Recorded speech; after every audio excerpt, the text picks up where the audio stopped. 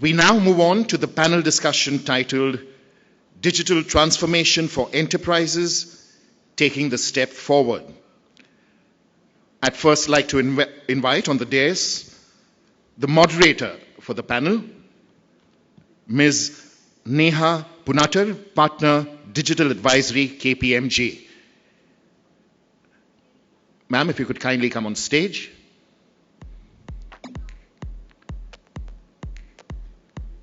Ladies and gentlemen, please put your hands together for Ms. Neha Punatar. Now the panelists, I'd like to invite Mr. Golok Kumar Simli, Principal Consultant and Head of Technology, Passport Seva, India. Sir, if you could kindly come on stage.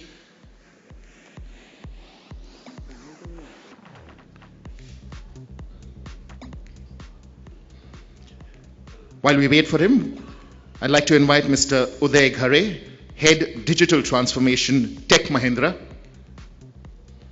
Kindly put your hands together for Mr. Uday Ghare. Welcome, sir. Mr. Deepak Sharma, Chief Digital Officer, Kotak Mahindra Bank.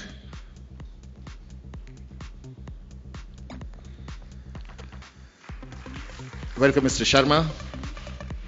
Mr. Milind Kamath, Executive Vice President and CEO, Atos, India.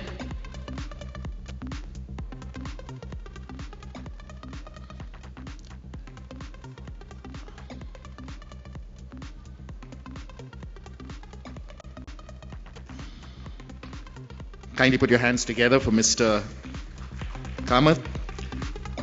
Welcome, sir. Mr. Vipul Anand, Group CIO, Jindal Steel and Power. Welcome, Mr. Anand. And Mr. Sashi Kumar Ravulapati, CTO, Reliance Capital Commercial Finance.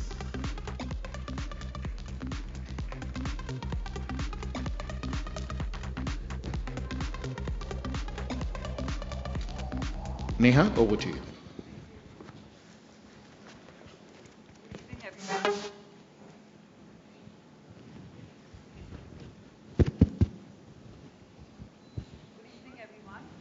Now?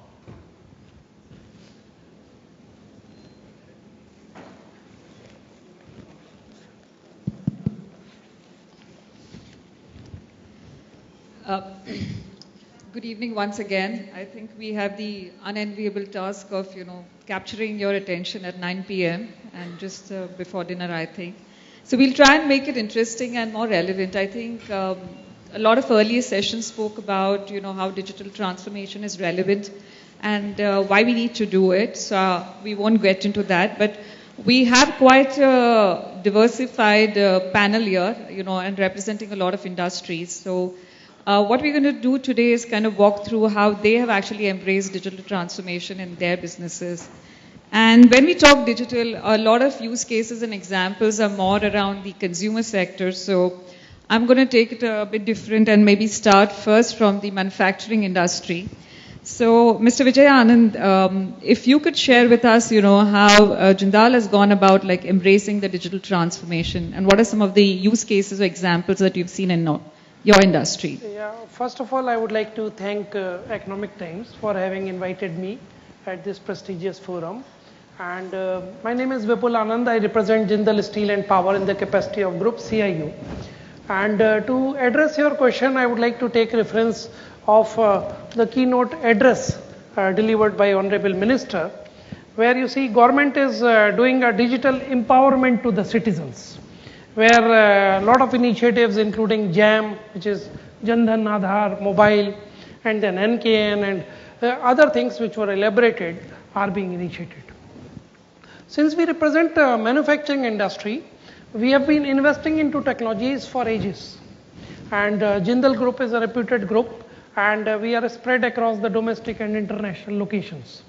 And when it comes to technology, we have huge investments on technologies. But what we have of late found is that it is not the need of the hour that you keep on investing only in technologies. So therefore, we reinvented our digital roadmap. So we have a digital roadmap which is linked to our business roadmap. to our business plan, and which essentially includes all what has been talked about in today's sessions. And people are talking about IoT. So we have got a IoT enabled plate mill, which is the widest plate mill in the country in the state of Odisha, Angul. We are talking of mobility. So we have got our decision making system available on mobility. We have got a private sector largest power plant in the country, where the entire generation and distribution is controlled through mobile. Then when it comes to analytics, we have been awarded on utilization of analytics tools in the country, which are integrated with our central SAP system. So likewise, many used cases are there in our group. But to answer your question, there is a need to keep on reinventing the roadmap of IT, because what is the country saying? What is the ecosystem saying? Ecosystem is saying that personalization is the new bar. So the CIOs who are just developing the systems and pushing it onto their consumers are no more called successful CIOs. You have to personalize the things, for which you have to understand what is the business requirement. Then if you keep thinking small, it will destroy your financial results. So since we are a large group, we think large, and we think in terms of the overall perspective, having a common processes across the globe. So which is helping us out in our controlling our cost and thereby affecting our financial results also. Likewise, there are many other factors, including culture, including how do you handle the ecosystems, including how do you put up the systems which are linked to the business, are some of the salient things which we have taken up in our organization, and I feel we have been successful in doing that. Thank you. When we talk about digital, and Deepak, this is for you, how much of convergence is between organizations thinking digital and actually implementation on the ground? We have seen many CEOs and digital heads talk about the entire transformation journey, but do you think it's an easy journey? What are the challenges people face? So I would say it's never easy. If you ask me this one question in one sentence, I can say it's not easy, especially if you are not born digital. So if your core DNA is not digital, it's not easy to change. More so if you are successful in the way you are running your existing business. There's always this challenge that if we have been successful for so long, why is there a need to change? And I think this is something which quite often across industry it resonates. So I think the bigger challenge is how do you bring about the realization that what got us here won't get us there.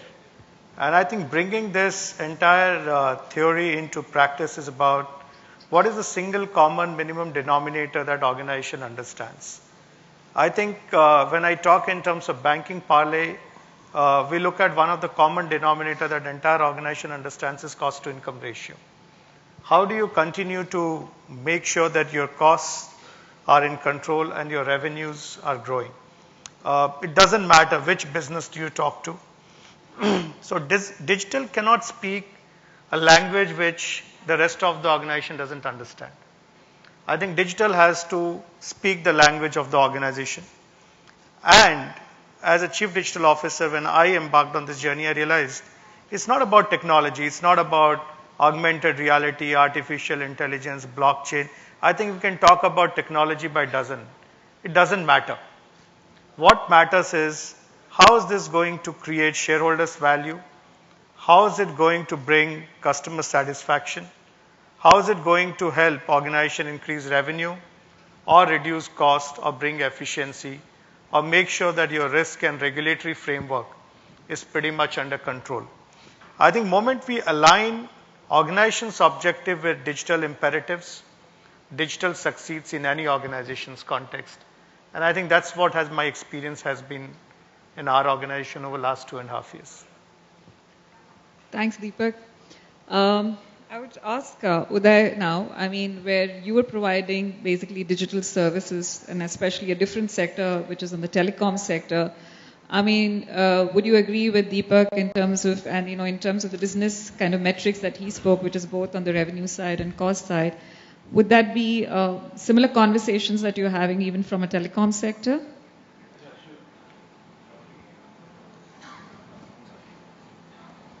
So first of all, good evening, Honorable Minister and all the esteemed audience. And thanks to Economic Times for giving me the opportunity. Yeah, so I think very interesting trends that I am seeing as a head of digital transformation for Tech Mahindra, especially on the telecom side, is the omni-channel experience initiatives that are going across all the telco and probably other verticals also, whether it is banking or insurance and other verticals. I think the most biggest challenge everyone is facing and where we are trying to help them out is that, as Deepak mentioned, they were not born digital, most of these organizations, especially the legacy organizations. So they had their cores which were legacy. Now there is a big challenge that customers are changing. The millennials demand things very fast. They want personalized offerings, and they do get uh, disappointed if your experience is not good at the and they are connecting at different channels, whether it is retail channel, online channels, customer care.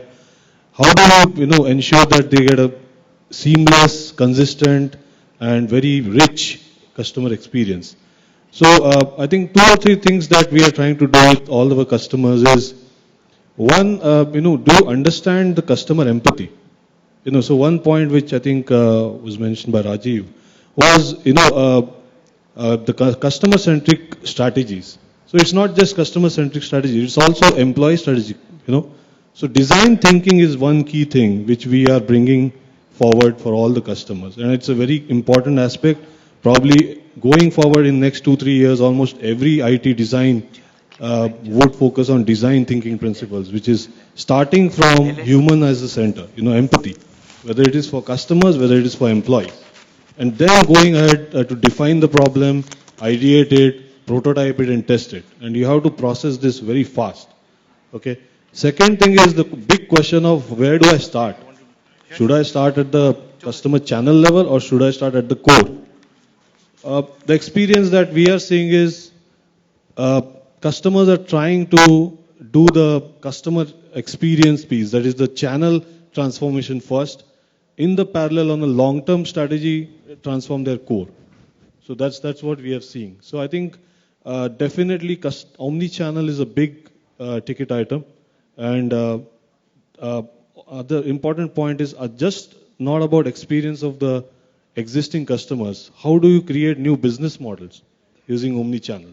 I think that is also been really used. For example, I'll just give you a simple example to quickly finish this point. Is if I go in and buy a Fitbit, a health monitor in a telecom store as an accessory, that context that I bought a Fitbit actually goes back to the telecom, and they might just push a added data plan to me, saying that why don't you use a specialized data plan only for Fitbit? So it's these kind of upsells which also are being looked at in the omni-channel experience.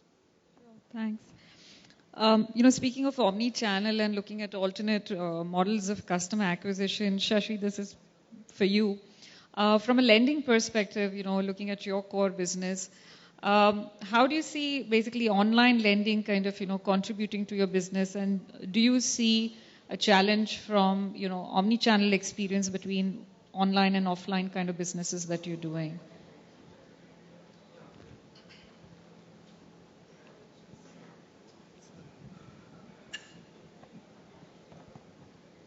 Yeah, good evening and thank you for this opportunity. If you take the case of a financial services outfit and the kind of customers we deal with, it is not a experience that we would like to give to the customer which lasts for maybe for one transaction or two transactions. It is an association with the customer for a lifetime. That is what is the expectation. So in this long-term association with the customer, naturally the experience during every touch point and for on every occasion, the experience has to at least sustain, if not improve, and then over a period of time, the improvement has to happen leap and bound. Now, therefore, we being the financial service being available on a digital platform is quite essential, and that is happening. And also one very, very critical thing that is happening in the digital space today, specifically on the lending side, is there are several fintech companies today who have come up and they are offering the same services at a very low cost and also at a time and at a place of the customer choice. And it happens almost on a real-time basis. Now, big players, if they don't catch up to this kind of process efficiency or an offering, then it is quite difficult to sustain. And this disruption is going to be very, very dangerous. So this has been realized at Reliance Commercial Finance as well. And we have already embarked on a customer experience as the main focus for us, not only delivering the service during onboarding or during a search analysis, but also sustained experience throughout the life cycle of our association with the customer. And most important thing is between multiple channels. If I start off on a specific channel, and because the process is going to be not as short as a minute or two, probably the customer is expected to spend slightly for a longer period, because let us say I ask him to upload his documents. Maybe at that particular point of time, he's not having an access to that documents, but he has already started the process on his mobile phone. And if he tries to cut off at that stage, naturally he has to pick up that same session on a different channel when he's accessing the new channel as well. So omni-channel is the requirement. It is not that there is a way by which I can avoid that. And during the whole process, the most important thing for a lending business, according to me and my peers as well, is the risk assessment and risk management.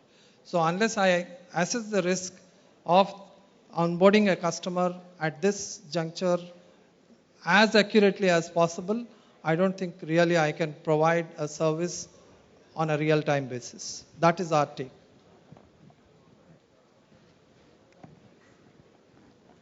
So from being omni-channel to basically looking at a connected world, and Milind, this is probably for you. We did talk about IoT, and ATOS is doing quite a few projects. So maybe if you can share with the audience, where is it that you're finding IoT, gaining basically prominence, and which sectors do you think are more open to it? Can I use that? Hello. So first of all, thank you for giving me an opportunity, the ET. Regarding your question about IoT, I think India is the country where IoT fits correctly. We are doing a very interesting use cases in the IoT world. The first one, we are very popular, and last 3 years we are working with Indian oil marketing companies. Today we have automated close to around 5,000 fuel stations using internet.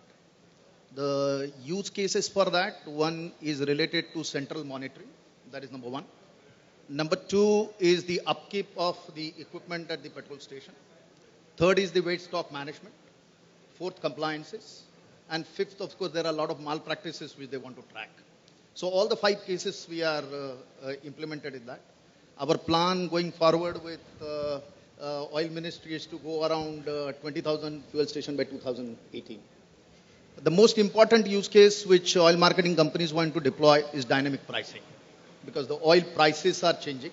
And today, even if the price comes in the morning, till the petrol station offers it to consumer, there is a big lag. So connecting these petrol stations, they want to go for dynamic pricing. So you can see the potential and the kind of issues a country like India faces, IoT can solve. The second, using the same platform, we are working with another energy company for connecting the wind turbines, because we have connected close to around 50 turbines for capturing the real-time data, seeing the utilization of turbines, how much it is doing, wind direction, preventive maintenance, and catching the heartbeat so that, loss of revenues you can do. Similarly, we are today are having close to around 700 hospitals where there are scanners which are deployed, and scanners required an ambient condition monitoring because especially CT scanners had a lot of helium levels, and if they change, number one, wrong reading, number two, huge damage to the equipment. Okay, and we are able to reduce the cost and improve the accuracy by more than 40%. Of course, we work with the great giant with Siemens on that particular initiative. We also have a very interesting use cases in India with respect to cold chain, which is big problem all over the place. So we have connected close to around 700 cold storages using sensors and temperatures and monitoring, saying that where there is a possibility of having this particular problem. So if you see what these use cases, there are also a lot of learnings in that. I mean, most of the things I have mentioned a lot of positives, but in this particular IoT part, there are many learnings. And I'm talking about because India is not Mumbai or Delhi. When I say 5,000 fuel stations, they are all part of the rural India. The first biggest problem is we say internet is available, but majority of the cases, the problem of communication is very high. So when we started, we faced this problem and we learned that right from 2G to 5G, whatever, if at all it comes, you should be able to communicate on all those channels. So we modified and adopted our one that if you don't get a signal, try to transmit the data using SMSs. So that is number one. Number two, as we go in tier 2 and tier 3 cities, power situation is very chaotic. So all your solution needs to have a power solution which is homegrown either using solar or batteries. So we are also having our own power solution developed with this. When we connected turbines, when we connected petrol stations, that 8 hours of solar power the batteries and it should run 24 hours. So there are positive and negatives, but country like India, and especially with the government help in rural areas, I think there is a huge opportunity of IoT looking at this case. And these are reference cases and people can use it. I mean, they are in public domain as well. Thank you, Milind. So we had a list of points to discuss, but given the paucity of time, maybe what we'll do is open the floor to the audience. And if anybody has questions, because I think we have a very good representation on the panel today across sectors. So anybody would like to ask a question to the panel? Maybe we can do 5 minutes of Q&A.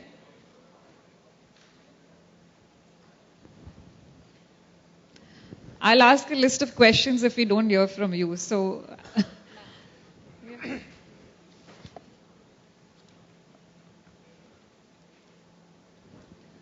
all right. So I've told there's no Q&A, and I've been asked to kind of close the session. So thank you, everyone, and thanks for your time. All right.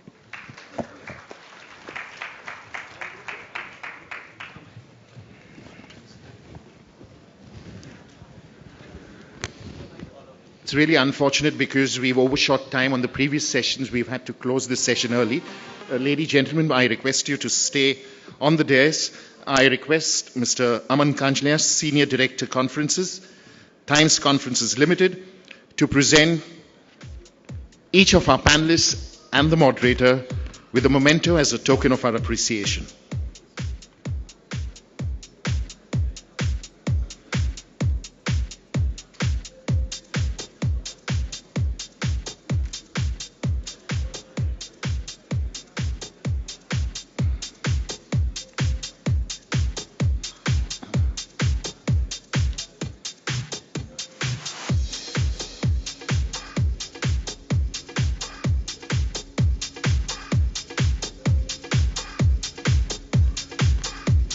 Thank you very much.